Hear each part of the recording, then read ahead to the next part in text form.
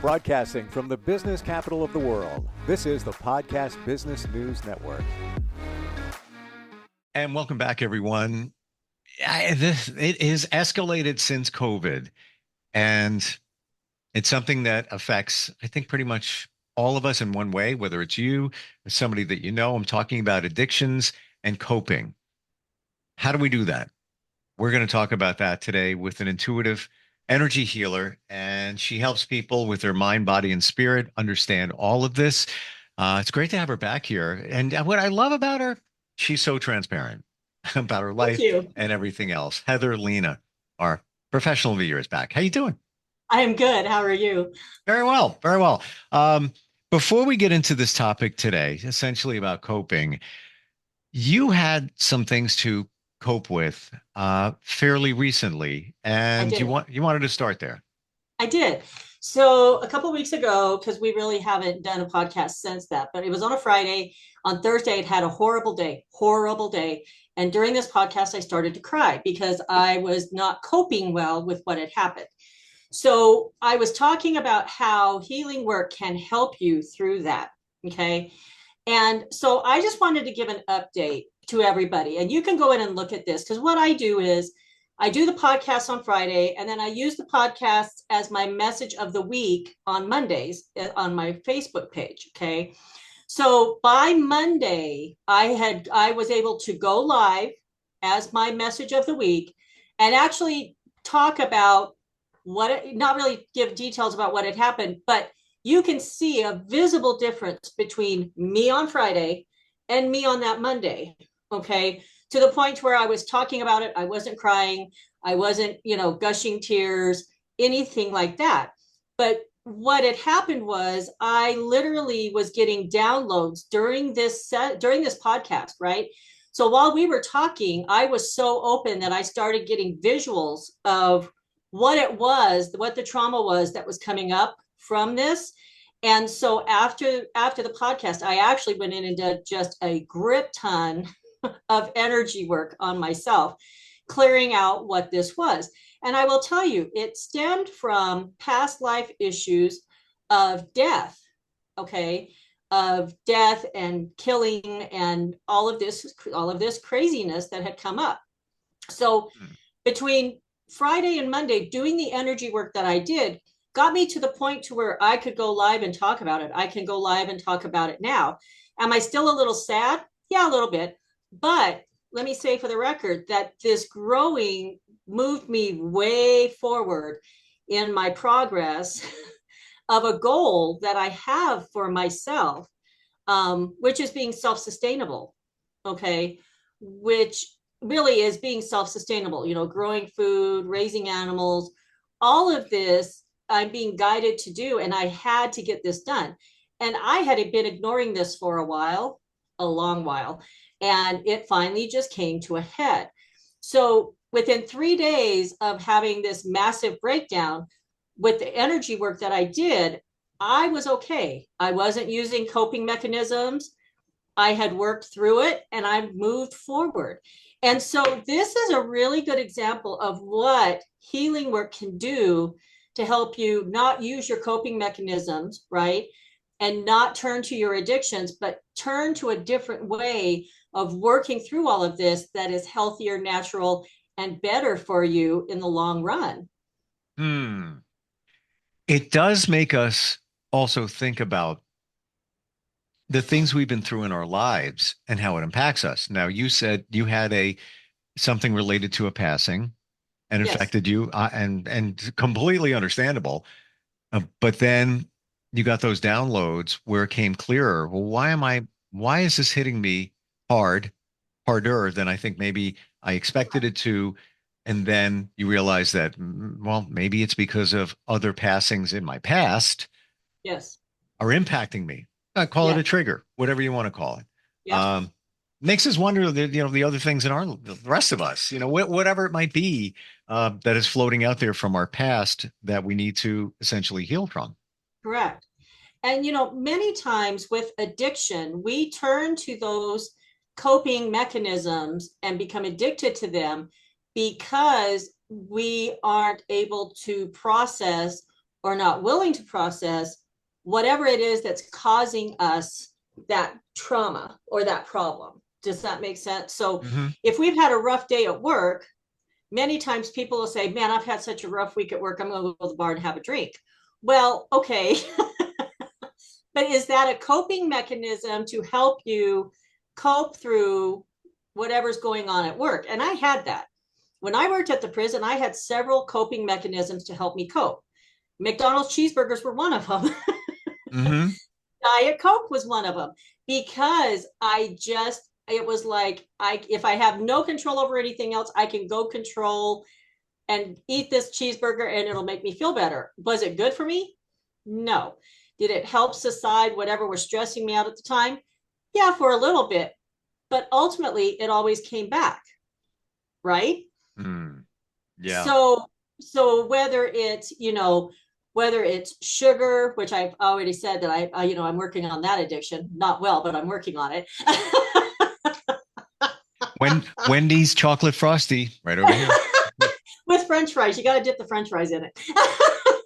Magic. It's magic. It really is. The way I make myself feel better is I don't buy the French fries. I usually take it from somebody else, like Well, my there you kid go. or whatever it is. Yep. So it's not the whole thing of fries. So it's just a few dipped in there, but the salt Right. and the sweet, but anyway, whatever. Uh, yeah. Right. But whatever it is that you use to cope with a situation that you are dealing with, right? You need to look at what is the situation that is causing you to turn to that mechanism. And what kind of healing work can you do, or can we do, to work through that so you don't need that coping mechanism anymore? And Mm. really, ultimately, for me, that's my belief system of where addiction comes from. Literally, it's just working to try to cope with your life, a situations, something that you're in that you don't like, whether it's a job, a relationship, family, because not all of us get along with all of our family members. I'll just throw that out for the record. And Let's just say if anybody says that my family's perfect, we all get along, we never have an issue, everything is wonderful, you're lying. You're not being right, honest. Yeah. absolutely, right.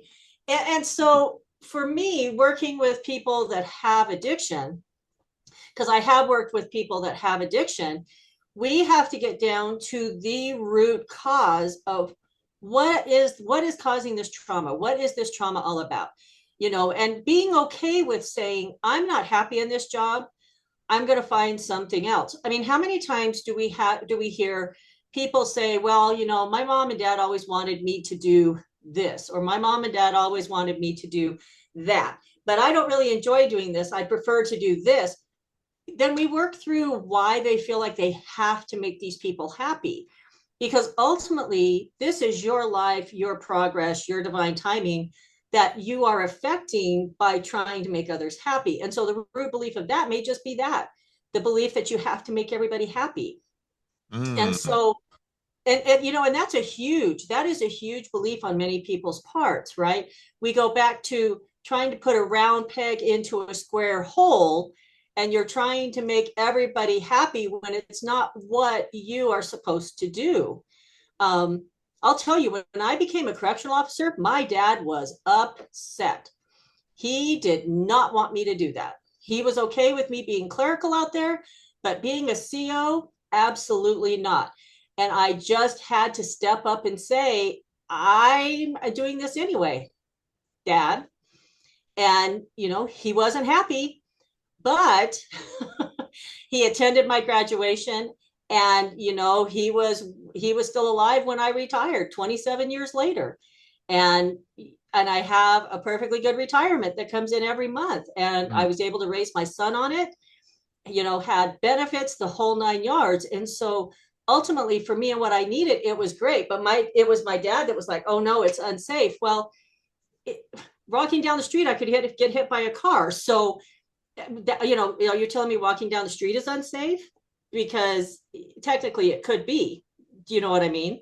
Mm. So, but if we're trying to cope with making everybody happy, then that causes us to turn back to our coping mechanisms, things that allow us to tolerate or become unaware or become numb.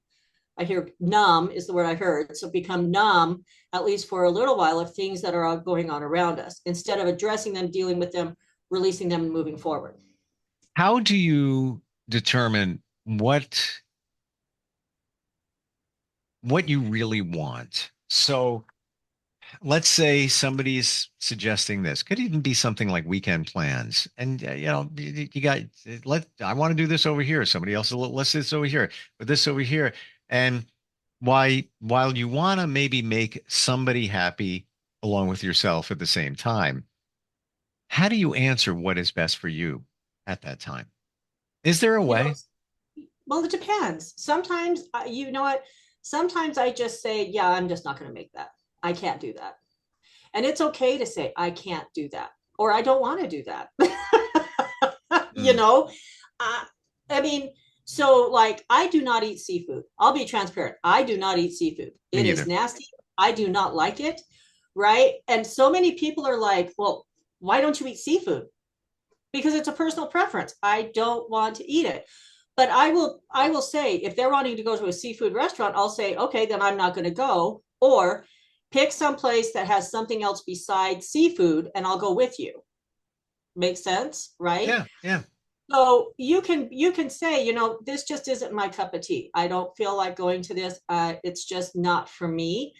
I tell people a lot of times I'm being told that I'm not supposed to go. And that is truth, because many times my team will tell me, don't go there, This is you what know. this is what I was getting at. Um, how do you call upon your spirit guides, um, and, for guidance to make a decision, and whether it's something really important or whether it's, what should I do, this weekend?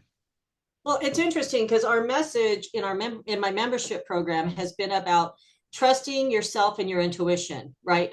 We Yeah. all have intuition. We all have intuition. We all have some type of abilities. We just don't acknowledge them or use them. For me, it's fairly easy because I get these really negative feelings or I hear no. I just get a no, no, or it doesn't happen, right? Or somebody says, well, we should go do something this weekend, and then I never get the invite. Well, that for me tells me I wasn't supposed to go. For a person that isn't to the point of having the abilities that I have, follow your intuition, follow your gut instinct. Okay. If your gut is telling you, yeah, I'm not really sure I want to go do that, then don't force it. Don't force yourself to go. Follow your gut instinct, follow your intuition. We all have it. Okay. Mm. We all have that intuition, but you have to learn to trust yourself. You have to learn to trust your intuition. And therein lies another set of work that needs to be done, which is trusting yourself, allowing yourself to make decisions. And whether you believe they were right or whether you believe they were wrong, remember, there is no mistakes, there's only lessons learned. Okay. But opening up and trusting your gut instinct is really, really where it's at. And I'm getting better at it, and I know the right answer. I get it. I feel it, but I over process it. So, Mm-hmm. in my mind, this is just a hypothetical, but I like to make it simple. Here's a choice to do something tonight. Here's another choice. Somebody else is doing this. Here's another one over here. I'll think about this one over here, and I'll be like, nah, I'm not really honestly not feeling that. And then you backpedal. Well, are they going to be mad if I don't go? Now and what's going to be, what about next time I want to do something and then they're not going to want to, I don't know. But the initial was, I'm really feeling it.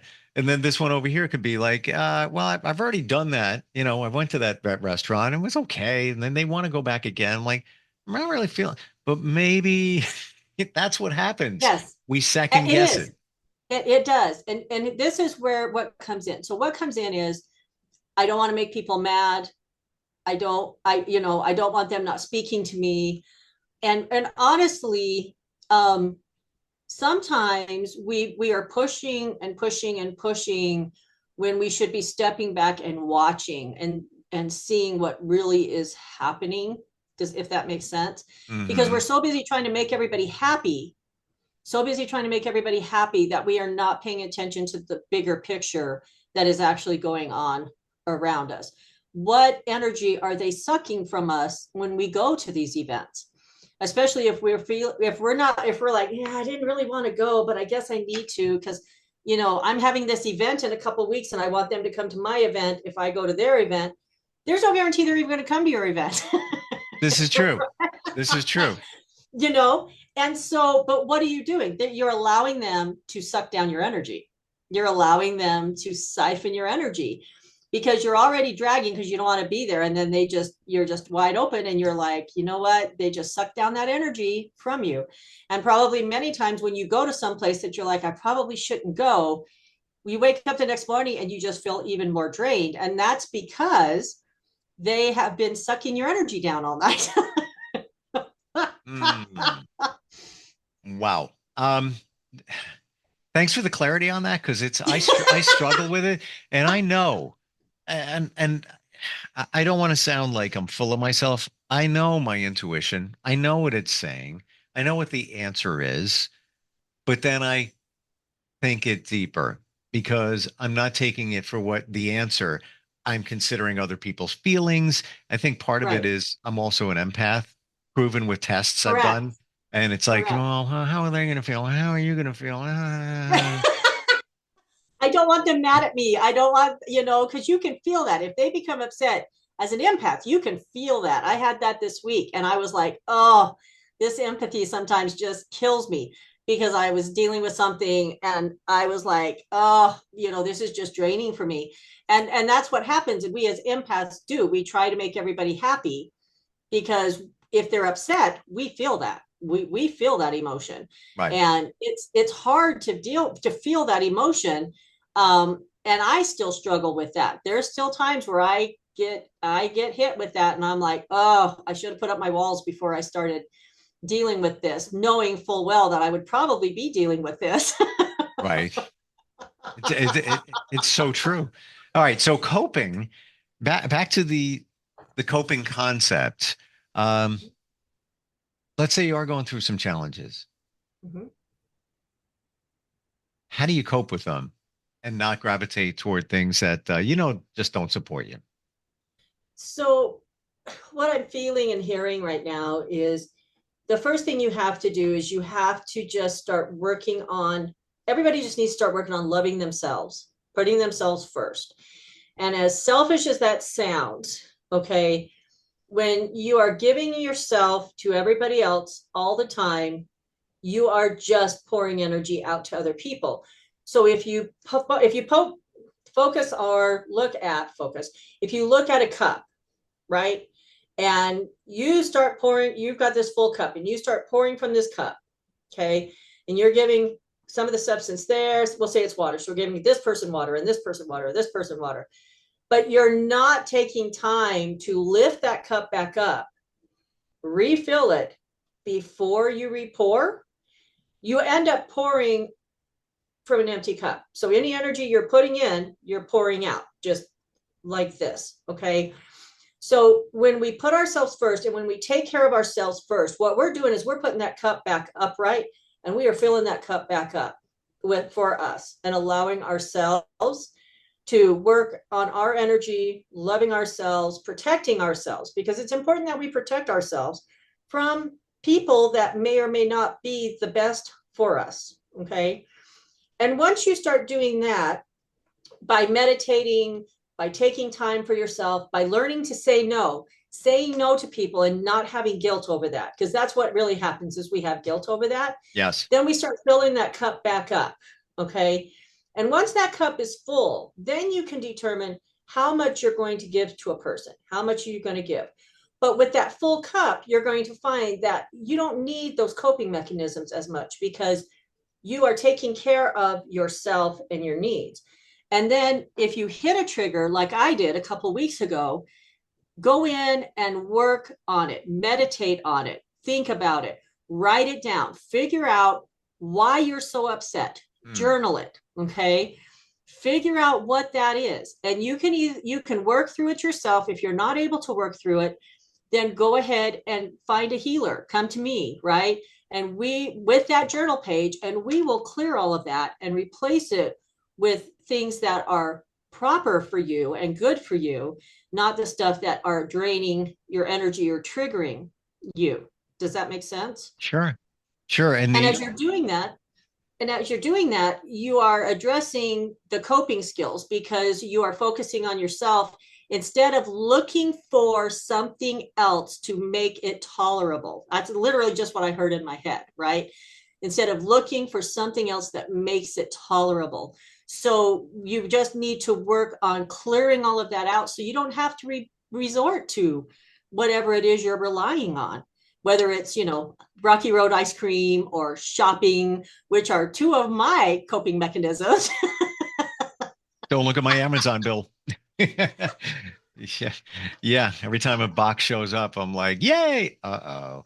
But and you know what? I believe in our society, it's the Band-Aid mentality. You go to the Mhm. doctor, let me give you a pill. All right. You're not getting to Yes. the root cause. You're giving me a pill. What are we doing Absolutely. here in terms of coping? We are Absolutely. taking something where it's alcohol, sweets, whatever it is. It matters, but it doesn't matter to help us get over it or Yes. just put a band-aid on it. Where if you went back and understood why you're feeling that way from Right. things in the past, um, with what you shared and how you got triggered a couple of weeks ago, did you know why you got triggered, or when you went down deep, it was like, oh, now I know why that, why it impacted me that way. So kind of. Okay. So I have heaven, what I call heaven and hell issues. so so that it was and I've worked through a lot of these heaven and hell issues, meaning, if you're good, you go to heaven. If you're bad, you go to hell, right? Even though I know good and well that there is no heaven, there is no hell, being raised in the religion that was pounded into me, pounded, pounded, pounded, right? Hmm. And in past lives, this had to have been pounded into me too, past life, past life, past life. And so for me, I've been working on this I've been working on for a while. But as I talked about a Chinese elm, how an elm tree will pop up in different places because it's all the same root system, but it pops up in different places. Mm-hmm. This was a root system that popped up as part of this, that I was like, okay, where did this come from? But it also connects to my soul, because my soul was birthed as a warrior soul, right? As a warrior fighter type thing. And so I literally have had to do work on past lives about the warrior portion of this. And this was part of that as well, was healing the soul as part of that as well. It was really deep work. In fact, it actually required me to do work on my actual soul, and so when I do that kind of work, usually I will call in healing angels, and I will call in my guardian angels to do work on my soul and help me work through all of this. And this was one of those times where I actually had to go in and call all of them in and have them do actual work on my soul process, because this was literally soul, deep down in the soul process that I had to do work on. Wow. Yeah. And Hmm. so, and it was, I mean, and that's why it was such a trigger, because I'd been being told for a while that I needed to do it and I hadn't done it. But it needed to be done, and it needed to be released. It needed to be cleared. Right. But it was all kind of linked together. Wow. And so, I guess you wouldn't have known until you knew when correct. it presented itself. We're out of time.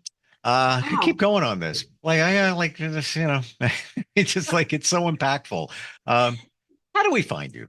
Okay, so you can find me on Facebook and Instagram at Healings with Heather. You can find me on my webpage at heatherlena.com. I'll meet you at Wendy's. Absolutely. I'll buy the frosty, you buy the french fries. I'm down. And then there's less guilt. And then there's less guilt, right?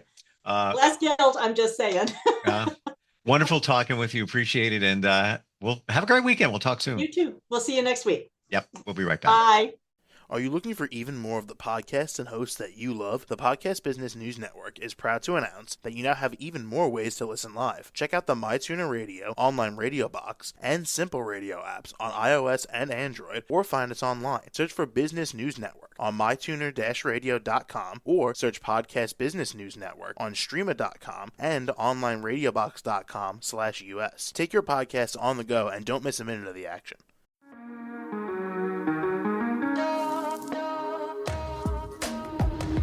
Broadcasting from the business capital of the world, this is the Podcast Business News Network. For nearly 2,000 severely injured veterans, everyday life has become filled with barriers. Day-to-day simple tasks can become pretty daunting. I have to carry my chair up 2 flights of steps or have somebody do it for me. What scares me the most is just the falling. When I'm struggling with my house, I think, to have that one great barrier just knocked down, it's crucial.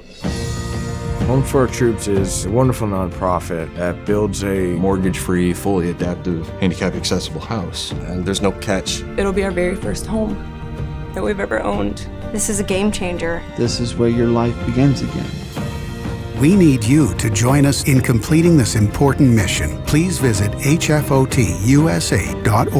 and help build homes and rebuild lives. Because of you, everything's going to be okay.